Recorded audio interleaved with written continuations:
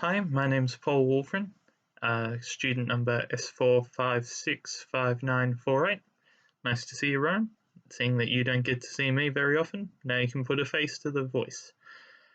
Where this is for assessment 1, kind of, seeing that we don't really have assessment numbers, where we're focusing on creating a poster and writing a talk to talk about the effects on plastic within the water and plastic pollution across the many waterways and oceans of the Earth.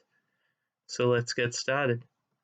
Plastic surrounds us, but not just in the obvious places, it's in a lot more than you think. With the invention of plastics in the early 20th century, industry boomed, production of the material doubled and tripled over the coming years, and over time it is now practically everything we buy, from our cell phones to our bottled water. But everyone knows that you shouldn't reuse plastic bottles for water because they can leak trace amounts of chemicals, with the buzz chemical being bisphenol A, BPA. Now, if we know that we shouldn't reuse these bottles over and over for our own health, then what about the health of our planet? If we think a bottle is bad, then maybe we can consider the 8 million tons of plastic that enters our oceans. That's a really big number, but to quantify it even further, think of it this way. The Eureka Tower, Melbourne's tallest megastructure, only weighs 200,000 tons, which means we dump 45 Eureka Towers into the ocean every year.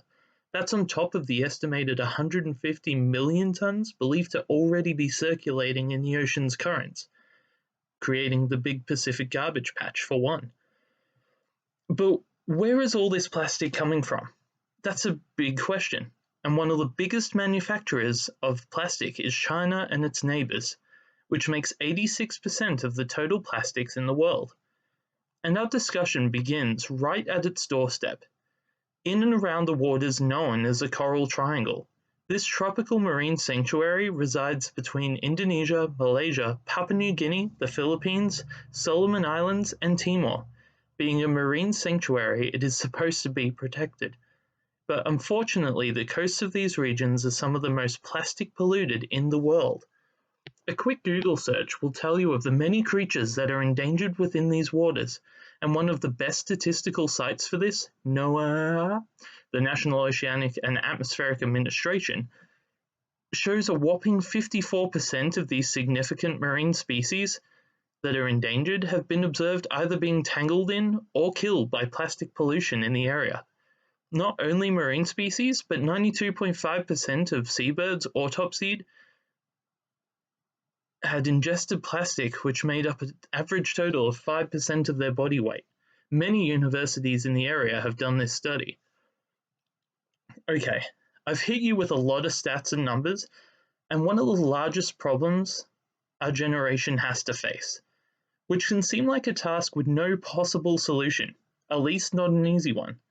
But what if I told you that we could solve two global issues for the price of one?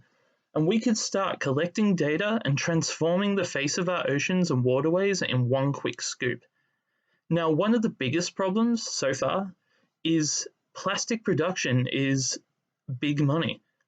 Coal industry is big money. All these things that are affecting our planet in a negative way, we haven't come up with a solution yet to find something that is going to be more financially beneficial to switch to. We know that there's better power sources out there, but big companies are not going to change unless it comes with a profit. So, how do we do that in this instance? My solution is to give a new income.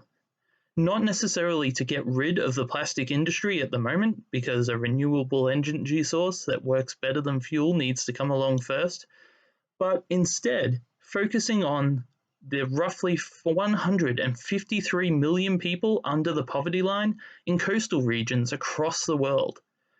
With many of these people turning to labor work, begging or fishing to survive, which fishing is one of the biggest occupations for Southeast Asia's poorest, with many relying on fishing not only for monetary reimbursement, but also to feed their families. But studies and reports from these fishermen themselves have already shown that overfishing and plastic pollution is taking its toll. This can also be seen in Japan, India, Kenya, South Africa, Greece, and even parts of Australia. So my solution is to give these people a new income, wherein they get paid for collecting the trash. The tools are already out there. The Ocean Cleanup Group, for example, use the tides with a netting system to collect rubbish from the waterhole in really large loads. Others have developed 3D printed robots made from the trash that came from the oceans that can go into the water and filter out microplastics, which can build up in the bloodstreams of creatures or go onto the ocean floors, causing catastrophic problems for the plankton and smaller micro species in the area. But this isn't the key ingredient in the solution.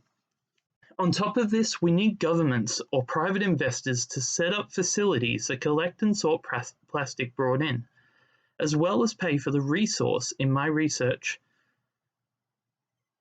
I found just the ticket. The Plastic Bank is already a worldwide agency that does just this for collecting plastic garbage. So we introduce these two agencies.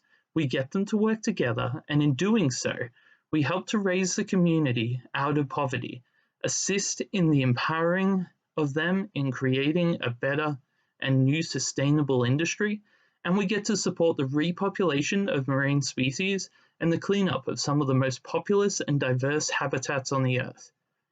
I call that a win-win, and it's one way that we can start saving our oceans today. Thank you for listening.